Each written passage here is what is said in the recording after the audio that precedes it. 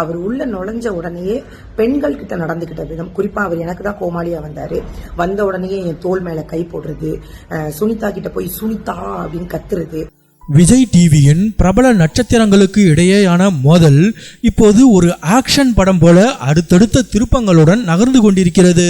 தர்பூசணி திவாகர் புகாரில் தொடங்கி அறந்தாங்கி நிஷாவின் அதிரடி வீடியோ வாக்குமூலம் வரை என இந்த விவகாரத்தில் என்ன நடக்கிறது என்பதை பற்றி இப்போது பார்ப்போம். சமூக வலைதளங்களில் தர்பூசணி விற்பனை செய்து வைரலான திவாகர் பிக்பாஸ் வீட்டிற்குள் சென்று வந்த பிறகு பெரிய அளவில் பேசப்பட்டார். ஆனால் இப்போது அவர் மீது எழுந்துள்ள புகார்கள் அவரது இமேஜையே தலைகீழாக மாற்றியுள்ளன. குக் வித் கோமாளி சீசன் 7 படப்பிடிப்பின் போது புகழ், மாகாப்பா ஆனந்த் மற்றும் கானா வினோத் ஆகிய மூவரும் தன்னை தாக்கியதாக திவாகர் நசரத்பேட்டை காவல் நிலையத்தில் புகார் அளித்தார். இது கோலிவுட் வட்டாரத்தில் பெரும் பரபரப்பை ஏற்படுத்தியது. ஆனால் நாங்கள் அவரை தாக்கவில்லை, பெண் போட்டியாளர்களிடம் அவர் தவறாக நடந்து கொண்டதால் தான் அவரை நிகழ்ச்சியில் இருந்து விலக்கினோம் என மாகாப்பா தரப்பு பதிலடி கொடுத்தது. இந்த விவகாரம் குறித்து விளக்கம் கேட்க திவாகரை ஒரு தனியார் யூடியூப் சேனல் பேட்டி எடுத்தது. அப்போது திவாகருக்கு எதிராக அறந்தாங்கி நிஷா பேசிய வீடியோவை தொகுப்பாளர் காட்ட முயன்றார்.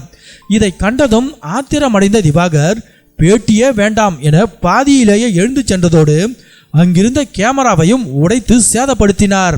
அவர் ஏன் இவ்வளவு பதற்றம் அடைந்தார் என்ற கேள்விக்கு இப்போது விடை கிடைத்துள்ளது.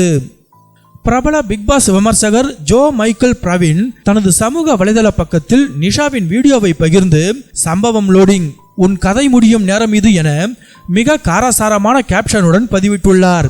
அந்த வீடியோவில் நிஷா கூறியுள்ள விஷயங்கள் அதிர வைக்கின்றன. திவாகர் எனக்குத்தான் கோமாளியாக வந்தவர் என் தோள் மீது கை போட்டு மிகவும் அருவருப்பாக பேசினார். சுனிதாவிடம் ஒருமையில் கத்தியதோடு அங்கிருந்த மற்ற பெண் போட்டியாளர்களிடமும் மிக மோசமாக நடந்து கொண்டார். மாகாப்பா ஆனந்த் பற்றி திவாகர் சொல்லும் அனைத்தும் 100% பொய். இதற்காக குக் வித் கோமாளியில் இருக்கும் அனைத்து பெண்களும் சாட்சி சொல்ல தயாராக இருக்கிறோம். திவாகர் மீது உரிய நடவடிக்கை எடுக்க வேண்டும் என நிஷா அந்த வீடியோவில் ஆணித்தரமாக கோரிக்கை வைத்துள்ளார். ஏற்கனவே ஒரு ஆடியோ ரிலீஸ் ஆகி பரபரப்பை ஏற்படுத்திய நிலையில் இப்போது நிஷாவின் வீடியோவும் சேர்ந்து திவாகருக்கு பெரும் நெருக்கடியை கொடுத்துள்ளது. அடுத்தடுத்த புகார்களால் திவாகர் தரப்பு சிக்கலில் இருப்பதாகவே தெரிகிறது.